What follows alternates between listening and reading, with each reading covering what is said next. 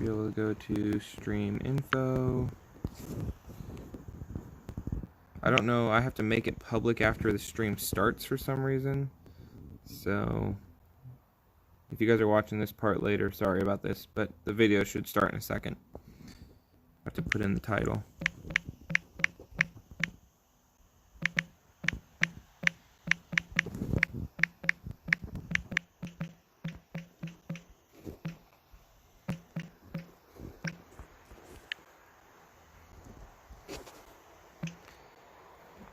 Just typing in the description and stuff.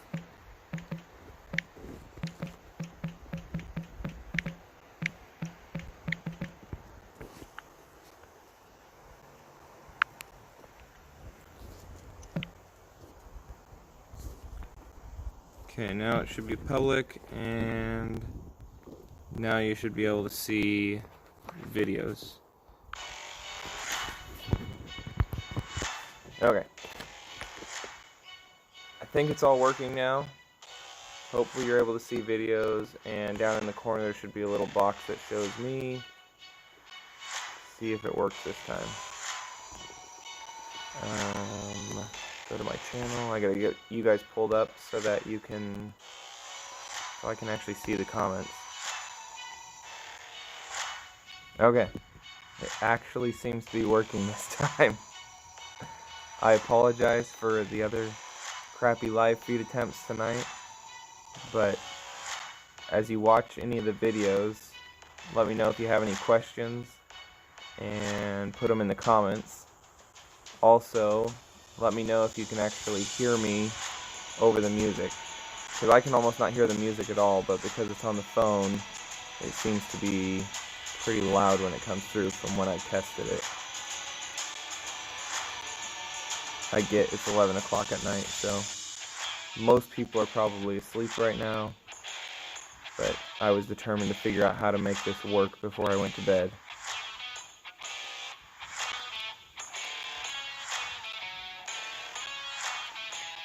This video here is from the job that we're working on right now. Originally I thought it'd be somewhere between 8 and 10 loads, and it actually looks like it's going to be 12 or 13 loads of fir, and then we'll have a couple loads of pulp off of it, and a couple loads of hardwood if we can find a way to get rid of the hardwoods. That's the tricky part right now, because the mills, most of the mills are shut down, or they're just starting to reopen, but because of the coronavirus, they're not buying any wood. So most of this fir is going to export, except this really big stuff is going to a local timber framer called Arrow Timber Framing. And they're out of Battleground, Washington.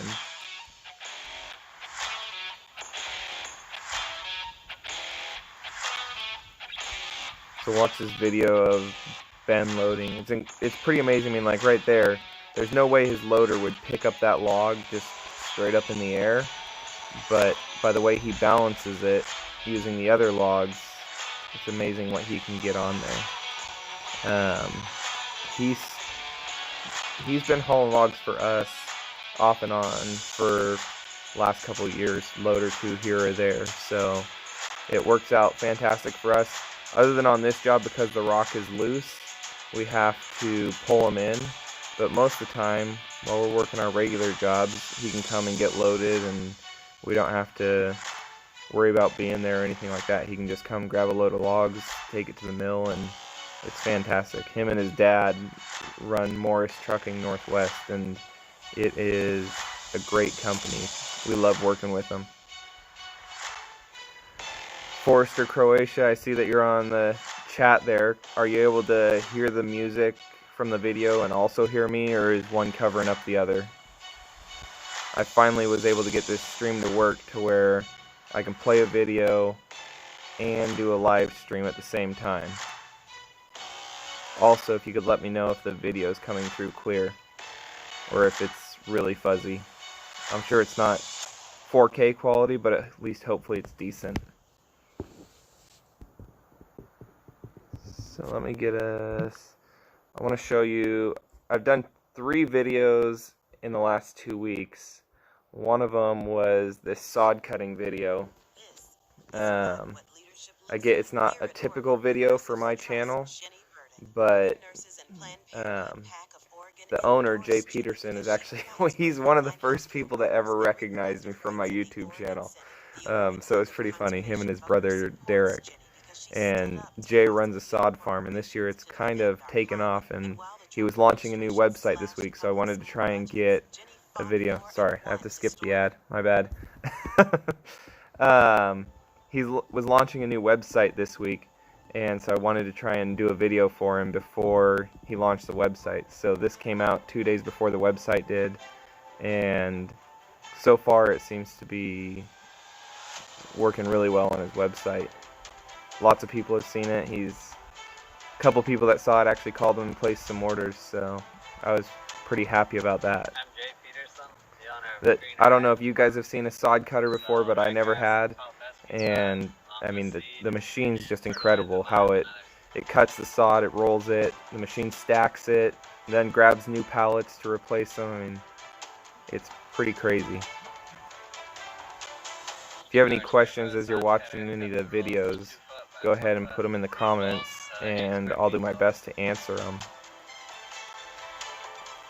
Also, let me know if you like this type of live stream where we are watching a video and you guys have the opportunity to ask questions or whatever as we're watching it.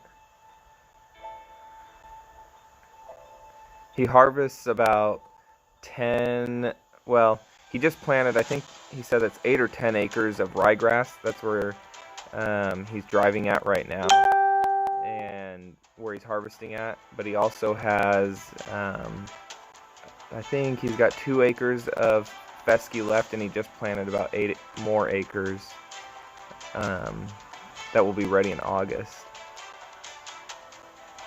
We sell sod to homeowners and contractors and offer contractor pricing for large quantities. And the machine does, all of that is automated. The stacking, the only thing that, my understanding, and obviously I haven't ever actually ran the machine myself, but based on what he's told me, the machine pretty much does everything, but if he sees a roll that has a bad spot in it or something like that, then he can somehow kick it off of the load, and that way it doesn't end up in the pallet with the rest of the sod. Lately he's been consistently selling 50 or 60 pallets a week, which for him that's fantastic because his business has grown a lot this year. He started 2 years ago.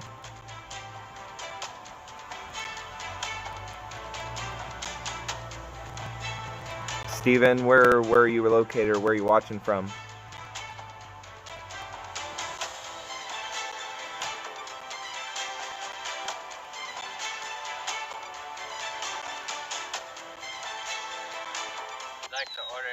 I tried to send this video to Trey Bro, but I don't know if they actually saw it or not. But I would try to get them to share it on their social media pages. I don't know if they build anything other than sod equipment. Okay, Federal Way, that's not real far away from us. I'm assuming you're talking about Federal Way, Washington. So you're a couple hours from where we live. Okay, skip an ad, get a new video. I'll pull up the other video I made in the last couple weeks.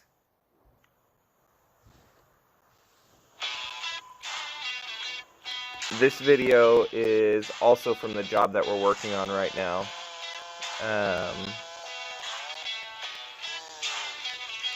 Most of the trees are pretty decent size. We normally do most of the falling ourselves, but on this job we have limited time that we can be there. So we had Paul Harmon, a local timber faller, come out, and he was a huge help. We got a lot more done having him come out to where he could cut in one area and my dad could cut in the other. And then I followed behind Paul and limbed and bucked. But definitely speeds up production, was well worth having him. This was the first time that we've ever hired a timber faller to come help us. And I think it definitely paid off. I guess we'll know in the end of the job since we're still working on it, but so far I think it's paid off. Okay, you used to live in Vancouver. That's obviously, you know where Woodland is then. So that's where Jay the Sod Farm video that I just played. That's where he's located at, is Woodland.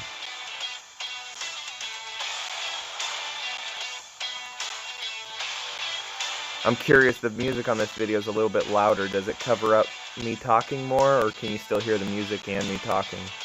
This is the first time that I've been trying to do this type of live feed for quite a while, and this is the first time I've actually got it to work.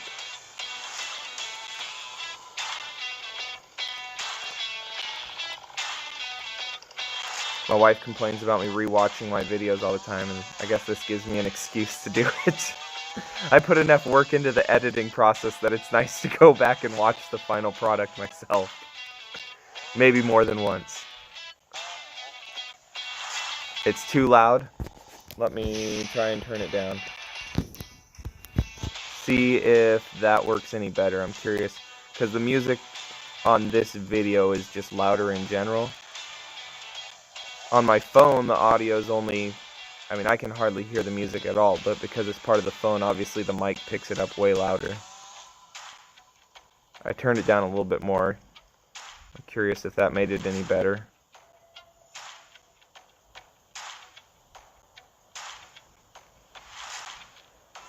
Like I mentioned earlier, if any of you have any questions about any of the videos, feel free to ask them in the comments and I'll do my best to answer them.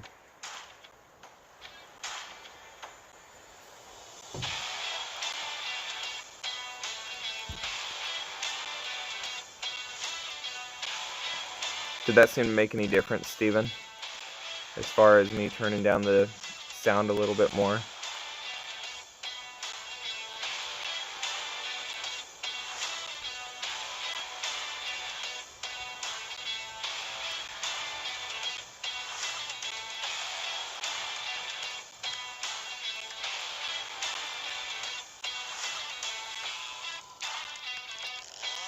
Maybe Steven's not on here anymore. Did it seem to make a difference for you guys? Can you hear the sound of the video but also still hear me, or is one too loud?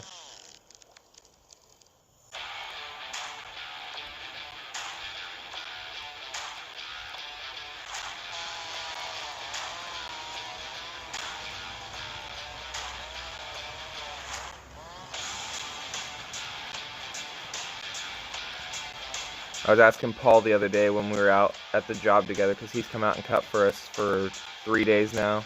He says he's been cutting timber since he was 16 years old, I think is when he said he started.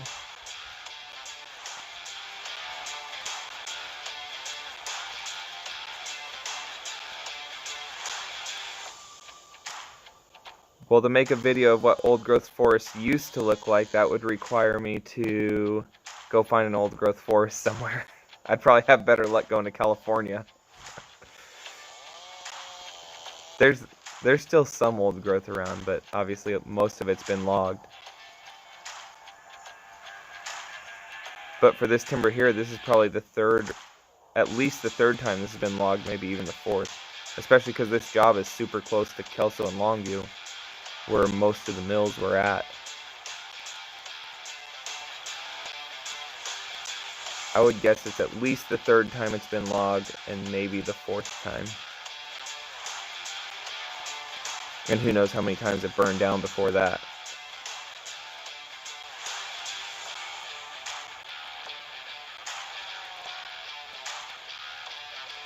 Thanks for the tip, Forester Croatia.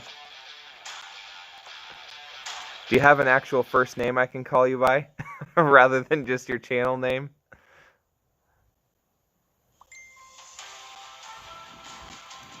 Yeah, Steven, that's a good idea. I don't know if you've seen any of my live with Grandpa live feeds. I've done I've done 2 or 3 of them now, and he actually has a mobile museum where he has a whole bunch of old logging equipment set up, and he also, like, old logging, not equipment, but different tools and stuff. And he also has tons of photos. One of the things he built was a mini model of a steam donkey with a fore and aft road, where they had smaller logs laid out to make the bigger logs skid easier, and it includes a mill pond and goes through some mountainous terrain. It's a pretty cool model. So at some point we're going to do a video with him that shows his museum and then a bunch of those old growth forests and the way that they were logged with steam donkeys.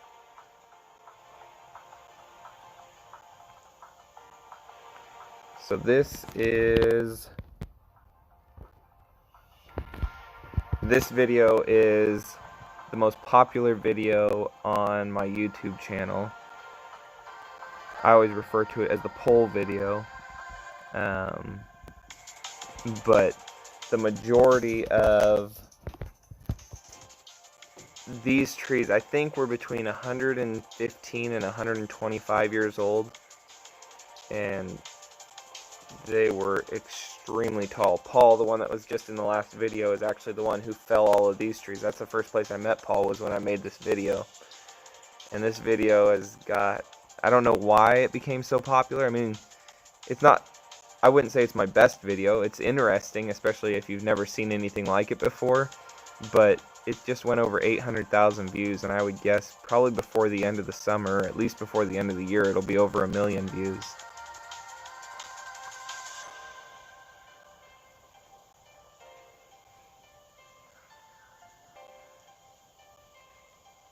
The poles that are in this video, the longest ones are 125 feet, like the title says, and I think he had some 110 footers on there also.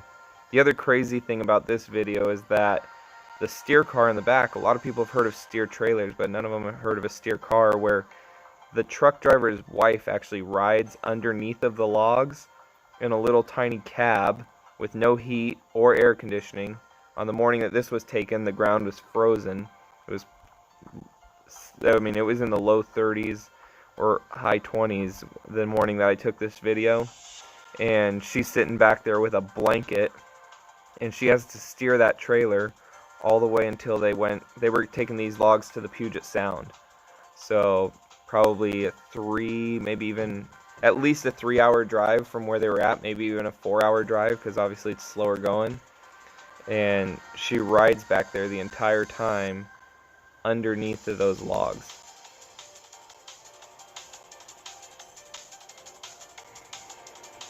You'll see as the video goes on a little bit further, you'll actually see her in the cab. Vancouver Public Schools, I had a teacher reach out to me from Vancouver Public Schools. She wanted to use this video in a lesson plan that she was working on now that they're planning a whole bunch of online lesson plans for students since the coronavirus deal. And so she wanted to use this video for that. One of my other videos, I'll show it to you in just a minute, but the Discovery Channel actually contacted me, and as part of, they were explaining what a yarder was in a video. It wasn't Axeman, it was a towing company, but they were using a yarder technique, a high lead technique, and so they wanted to explain what yarder logging was. So they used, I think, 3, maybe 4 seconds max of one of my yarder videos, and they paid me $100 for it. So I was excited. I mean, they just asked me what I wanted. I didn't know what to ask for. And so I told them $100 and a couple t-shirts, just because I thought it would be cool to be able to say one of my videos was used on the Discovery Channel.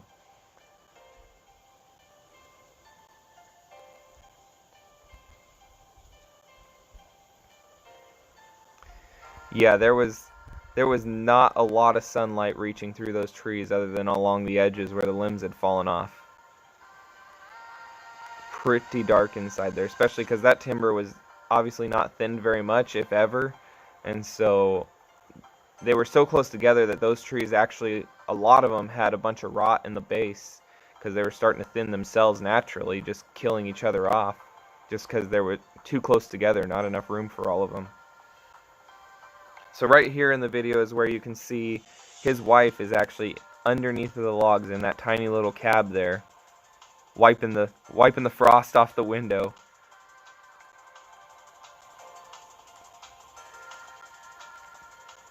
And she'll ride that in there for a long ways. I would guess, now I say that it's a 3-hour drive.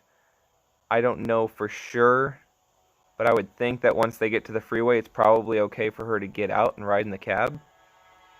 I don't know a lot about the way that operation works, but I can't imagine once they're on the freeway, they probably don't have to ride back there the whole way. until they get close to getting off the freeway again. Although I could be wrong. Maybe she has to ride back there.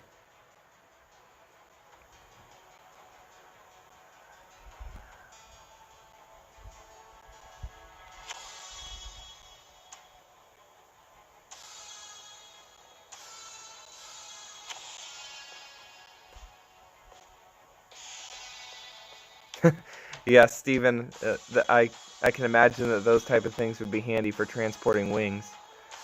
I guess in Seattle they probably don't have to transport the wings as far, but it would make sense. Some of those airliners probably longer than 125 foot for each wing. I'm not positive how long they are, but you would definitely need something like that to steer them around. Right here, you'll see in the video coming up, but you can see where there's a shelf. I don't know how many loads of poles they've hauled up from that area, but every single time it drags dirt, so there's a shelf in the bank right there where the logs keep hitting. But she's pretty much as far off the road as she can get, and they're still dragging behind.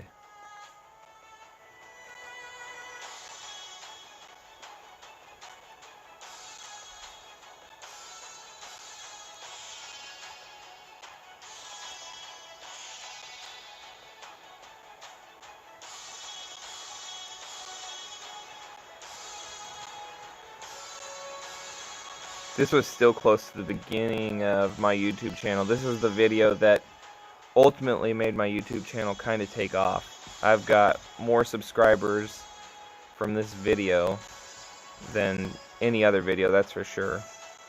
And I mean, I would say the first thing that made my channel take off was because of Alex S-Gate giving me a shout out. That's where pretty much my first 50 or 60 subscribers came from. A time when Alex gave a shout out to me, and then when Logger Wade's channel was still small, I mean maybe 16,000 subscribers compared to what he's at now, and he gave me a shout out then, and I think it was after I sent him this video or one of the other videos, and the day that he gave me a shout out, I think I got at least 200 new subscribers, and then after I made this video is when it shot up over 1,000 subscribers. And slowly but surely it's growing a little bit at a time. Just select another video. Steven, did you used to be in logging, or you're just interested in it?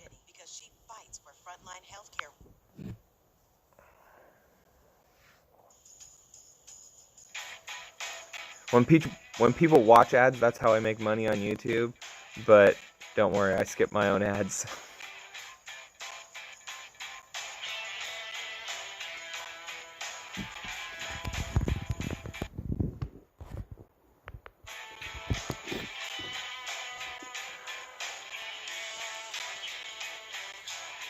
Yeah, Steven, I'll have to look that up a little bit later. Well, not later tonight. I gotta work in the morning.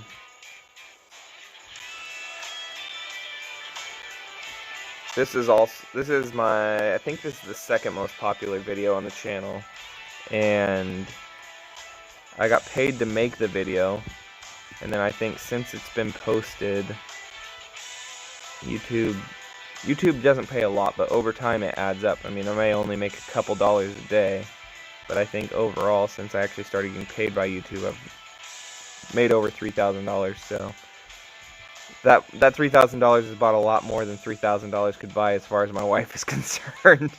It's paid for drone equipment, it's paid for other equipment, it's paid for all types of stuff. Gave me an excuse to go to Las Vegas for the Con Expo.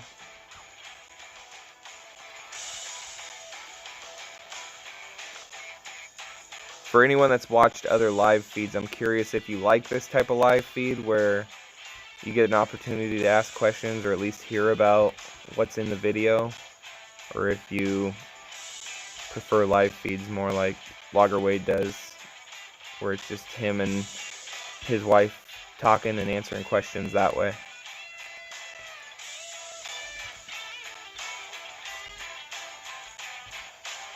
Pine firewood.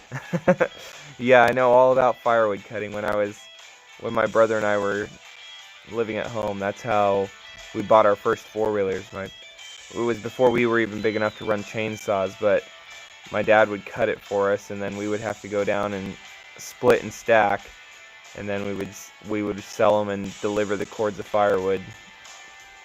And that's how we paid for our first four-wheelers, and pretty much anything else we wanted as kids, we ended up having to cut firewood to pay for it.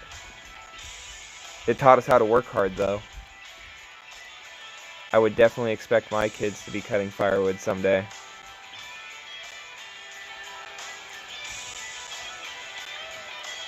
My senior year of high school, I got laid off. The restaurant that I worked at closed, and so I got laid off. And for a couple months, my best friend in high school and I, well, not a couple months, I guess it was probably February and March, we cut firewood. I think we cut about 20 cords of firewood and sold it over just after school hours and stuff. And then we cut, a lot of the time was spent, we cut 1.5 cords of kindling for a guy. He wanted cedar kindling, and he wanted as much as we could cut him, so we hand split 1.5 cords of cedar kindling. It was quite the job.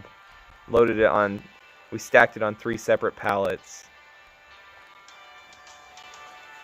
But my dad had a bunch of cedar on his place that he logged, so we just had all the butt cuts off of that, and slowly but surely we made it through it.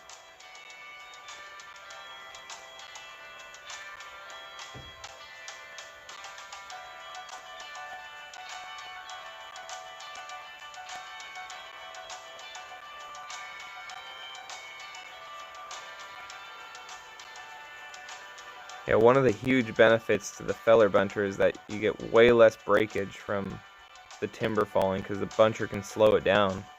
If you notice, when it shows the processor coming up here again, you'll notice that clear to the very tip top of the tree is still all intact, where obviously hand falling, most of the time that busts out of the tree and it gets just left there in the brush pile.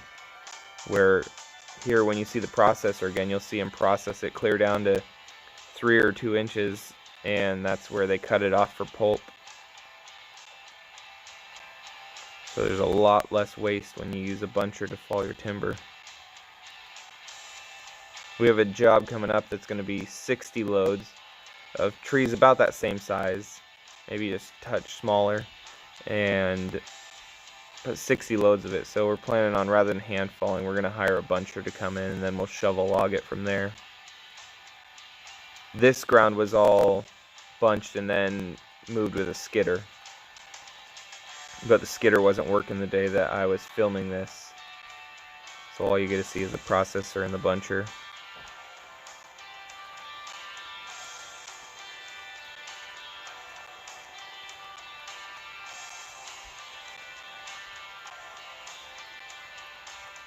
Looks like a couple more people signed on there to watch. If you have any questions, put them in the comments and I'll try and answer them for you.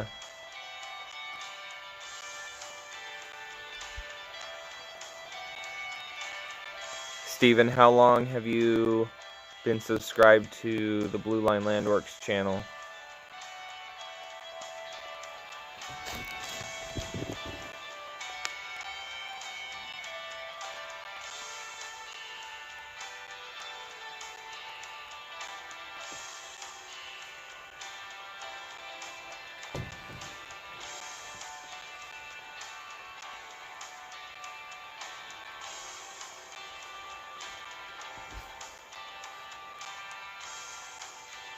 Yeah, it's amazing how fast the processors work, but it sure looks like after a while it would get boring as heck.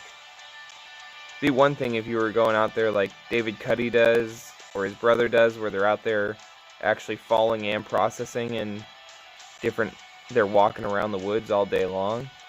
But for this thing, just to sit there and process in a pile like it's doing right now, I mean, I've heard they can do about 25 loads a day that way, which is a lot, but I think I'd get bored really fast sitting there just going in circle over and over and over. At least with the buncher, you're going on different ground, every tree is a little bit different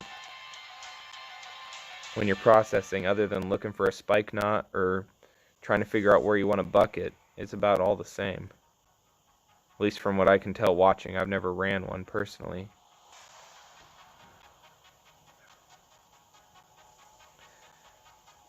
Forester, Croatia. I use the Mavic Pro, the original one.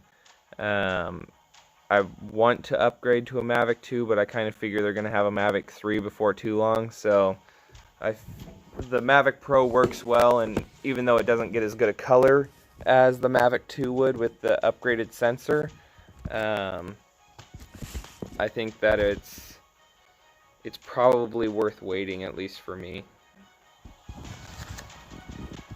The zoom would also probably be a little bit handy for the type of videos I do, because then I wouldn't have to get as close to the machines. But if I'm going to upgrade, I think I want the 1-inch sensor, and my understanding is the zoom has the same size sensor that the Mavic Pro original has.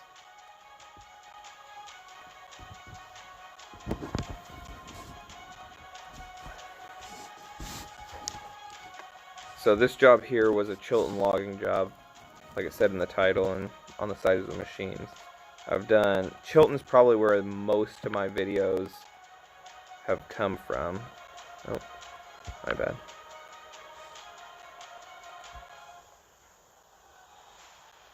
Let me see if I can find... Oh, hold on here.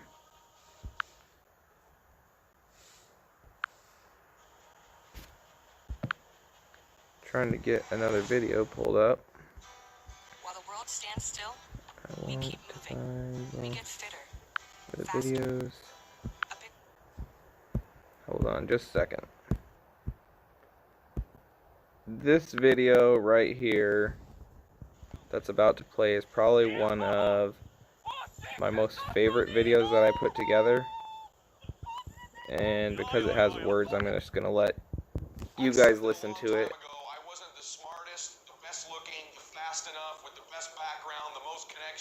I didn't have any of those things. What I could control was my work ethic.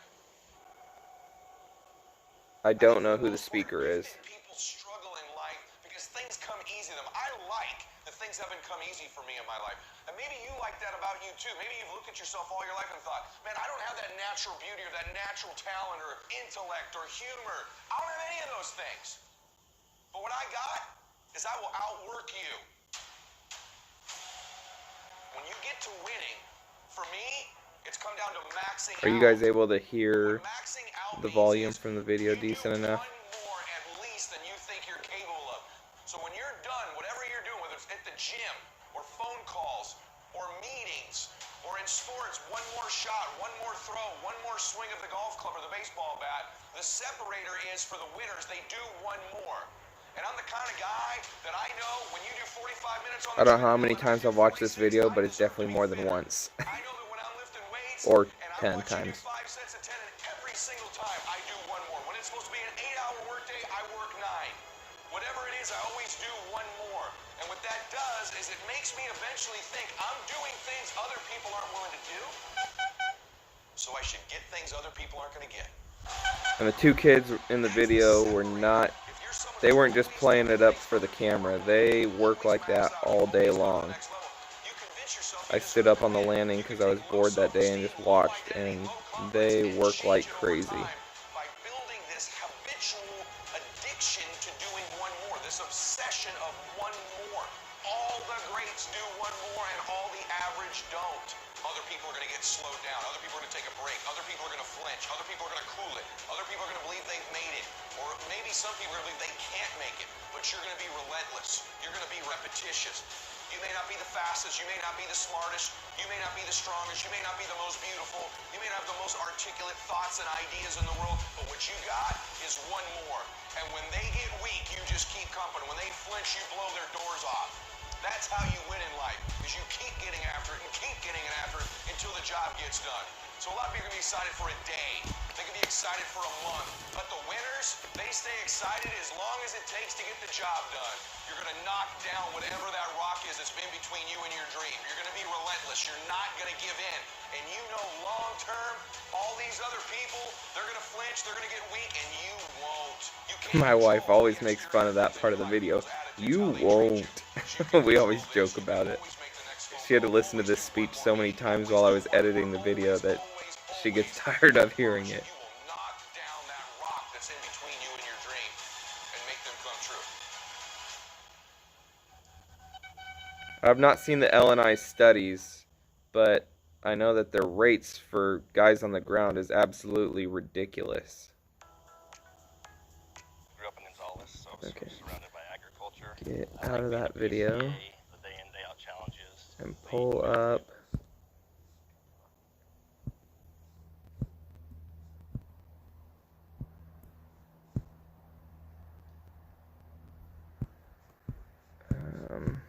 Let me find a video here real quick.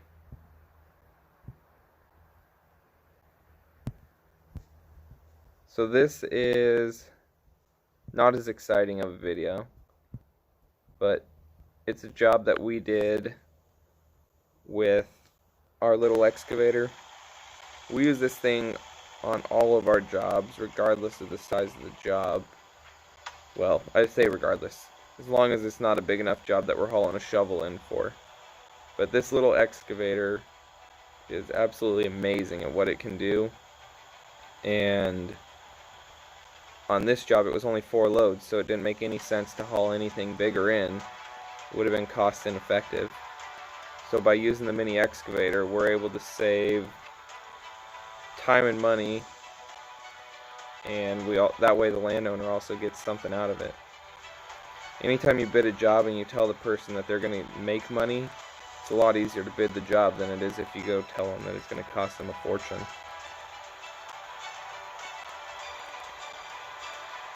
L&I found there was no way they could save loggers from themselves.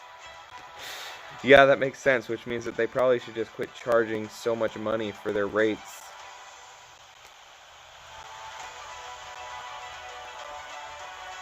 I mean, people complain about automation causing a loss of jobs, but it's not the automation, it's the labor and industries rates.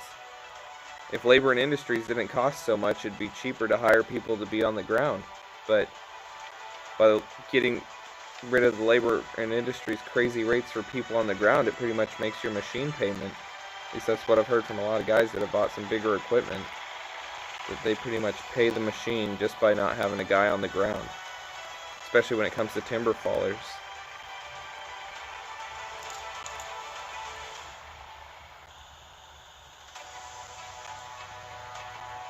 Most of the logs that you see in this video that you see that excavator picking up are 36 to 40 footers. None of it's super big, but we did 4 loads this way. The ones that were a little bit bigger that I didn't want to risk trying to pick up, we just hooked with a choker and then drug them.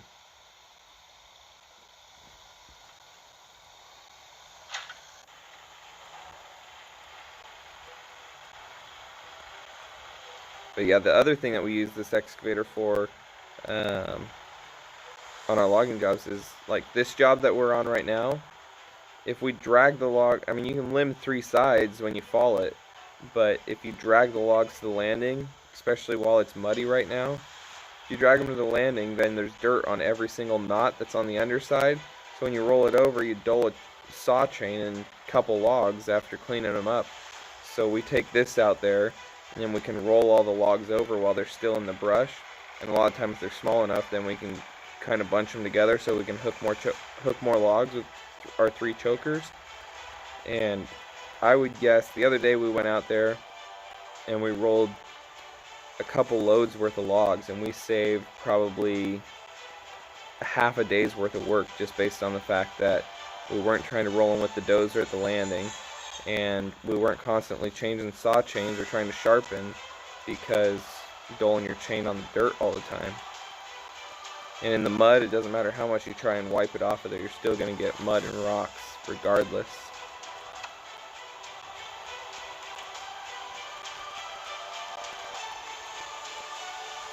It's how loggers see themselves. They hate safety. Part of them hates safety. They obviously still like to go home at the end of the day, so there's that part of it. But there's also just inherently a lot of risks in what they do. But yeah, the safety equipment makes their job a lot more difficult. Some of it. Or the safety parameters.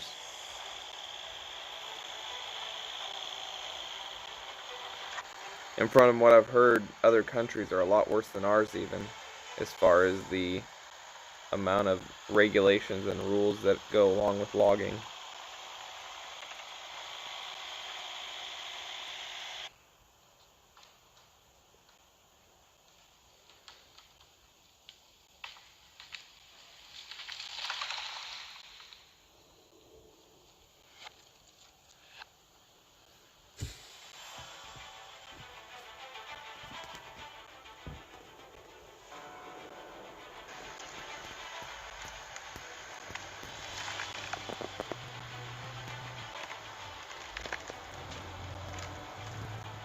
I don't know what you're referring to, Steven.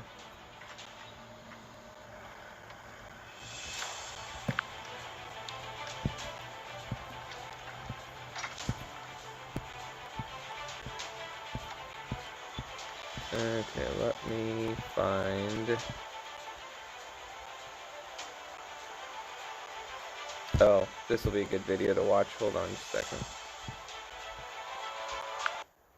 Chilton Logging's Climax.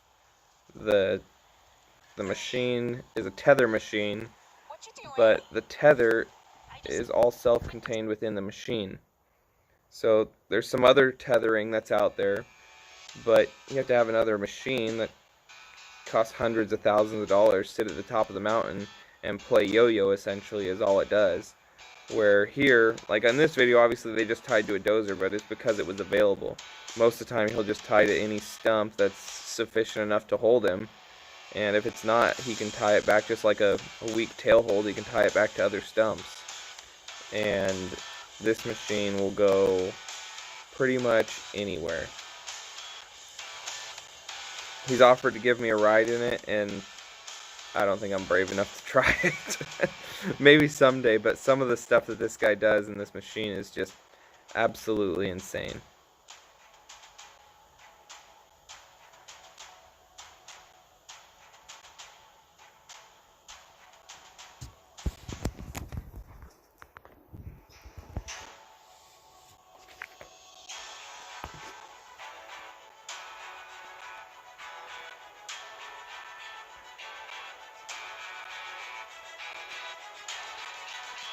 But again, this part of this reason that machines like this even exist, obviously, is because it costs way too much to have timber fallers go to it. It's obviously way more productive than timber fallers, but it costs a fortune. So at some point, someone decided that it was going to be cheaper to have this machine do it than guys out there hand falling. The other huge benefit to this machine is that if you have access in the bottom, so like this job there was a creek in the bottom, so they couldn't shovel log it downhill, but if there's access in the bottom of an area, and it would normally be either a downhill yarder setting or even an uphill yarder setting, they can just shovel log straight down the hill to wherever they had access at, and he can move it way faster. Craig Chilton told me that they got rid of probably 50% of their yarder settings because the Climax is able to shovel log straight down the hill like he's doing here. On this particular setting that he's on right now, you couldn't have even used one of the other tie-off machine styles because his roads are just a couple hundred feet up the hill and back down. All it was is about a 5-acre sliver worth of ground. And so the only other way to log it would be to hand cut and set up a swing yarder or something to yard the logs out. But by using the Climax, he fell and shovel logged everything to the road in one day. You could use another tether machine, like the other styles where they have a machine at the top of the hill, but there was no access to the top of the hill on this job, so the only way to do it would be to run your lines up to a block at the top of the hill and then back down to the machine. But then every 30 to 40 minutes you have to have someone get out and move those blocks and the rigging to the next stump, rather than where he just ties off to the stump within probably 5 minutes. He's done his road change and off he goes down the hill again.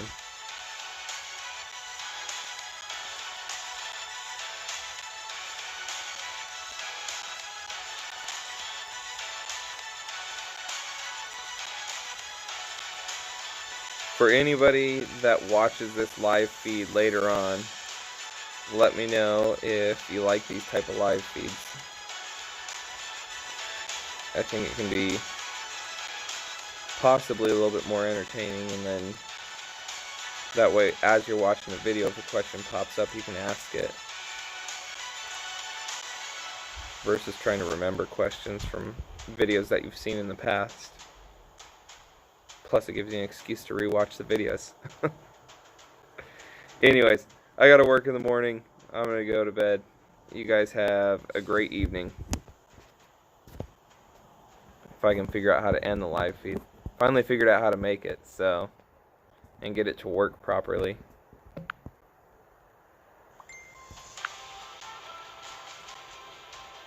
Okay, let me see if I can actually end it.